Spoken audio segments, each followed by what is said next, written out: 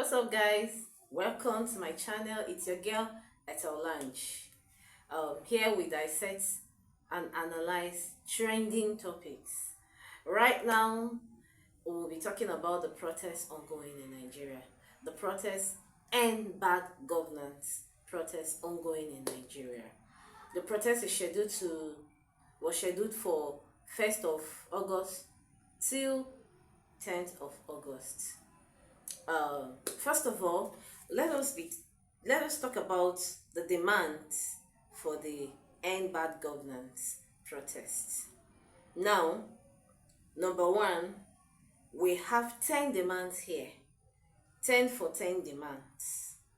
Number one, end hunger. Reduce the cost of food and find a solution to storage and logistic challenges. Number two, combat insecurity, put an end to the killing and kidnapping of Nigerians. 3. Reduce cost of living. Revert fuel pump price to 195 per litre. Reduce electricity tariffs. God. And 4.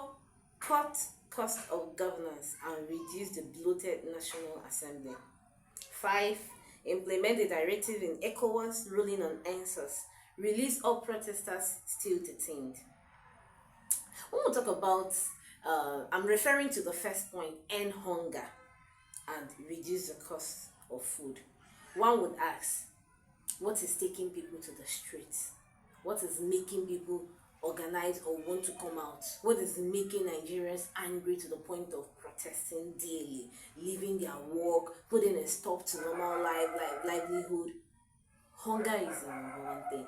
There is hunger everywhere. A lot of people can't even afford 3 square meal in Nigeria anymore. Now we are asking the government, reduce hunger, end hunger in Nigeria. Combat insecurity. Isn't it very obvious? Because of the insecurity, especially across the states in Nigeria, people can't go to farm. People cannot go to work and come back. Even investors can come into Nigeria to invest. Why?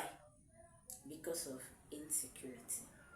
And the government, we believe, have the power to end insecurity in Nigeria. Declare war on insecurity so that the farmers can go back to the farm, so that they can harvest, so that they can plant and harvest, and people will see food, and food will be cheaper. So we're also saying reduce the cost of living. Electricity tariff is so high. It's so high, like it's so high.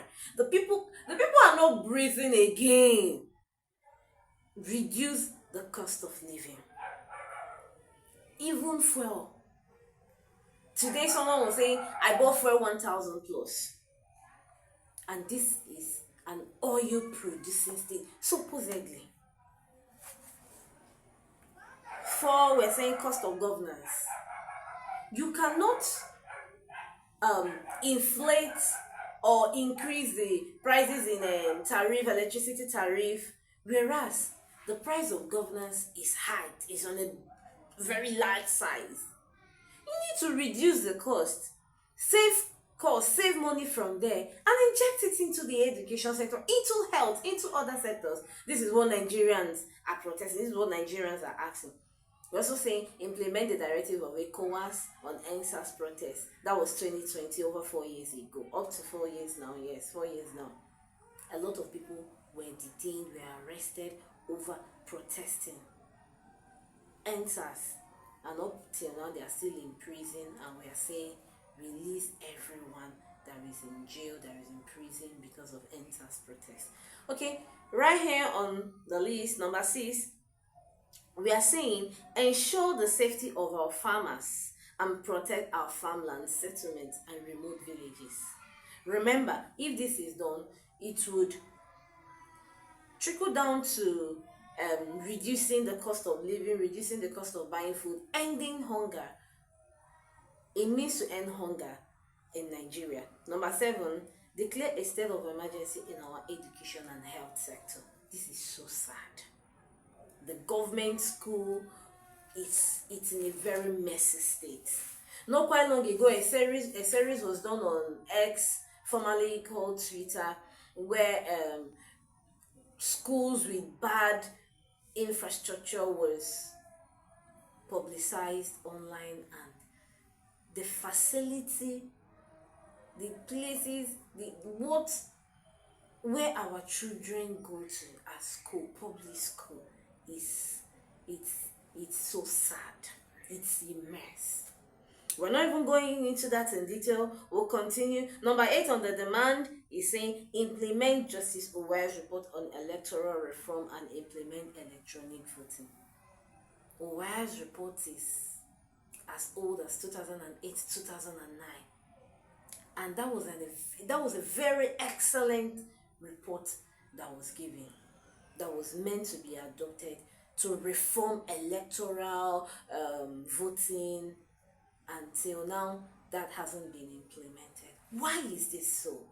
Why are our government not listening to us? Why has the government not implemented this Owaya's report, which even was agreed that it was the best for the nation? Why? Okay, number 9 on the list, we have implement an unemployment living wage and a minimum wage of 300,000. Is this not funny? A few weeks ago, federal government, President Ahmed Bola Tinubu, agreed with, or well, there is with Labour, agreed a minimum wage, increased it from 30,000 to 70,000. And now we're asking 300,000 because with the hike in electricity, the fuel price, hunger in the land, increase the rent, everything is on the high side. Even 70,000 is not enough for an average citizen to live. So we're asking the government that minimum wage is 300,000. Look at dollar to naira rate. Our currency is devalued. Okay, number 10 on the list is carry out constitutional and judicial reforms. So okay, going into the intricacies and the details of the End Bad Governance protest. First of all, the protest was very peaceful. From the observers, the police were commending Nigerians on how the protest was very peaceful, it's ongoing, very calm. They were even leading, people on the street as they were protecting them. But something else happened. If you go to the north, we're having series of bad reports coming from the north on the protest. In Borno State, in Jigawa, in Abuja, in Kano, in Kaduna, we've seen people looting government agencies, buildings, breaking, destroying our property, and this is not good at all. This is not encouraged. This is not the spirit of the protest. And I dare say that some of these people that are causing this mayhem are not part of the End Bad Governance protesters. They are not part of it at all. The protest started on a very good note. We have the police everywhere. And then all of a sudden, in some places, we're seeing hoodlums tearing down, breaking, destroying properties. This is not the spirit of the protest, of the End Bad Governance protest. These are miscreants that are out to discredit the efforts of Nigerians in protesting and calling for their government, the government of the day, led by our president, Bola Ahmed Tinubu, to hear us. This is so sad, and stay with me. I will be updating you daily on the protest as it's going, what is happening.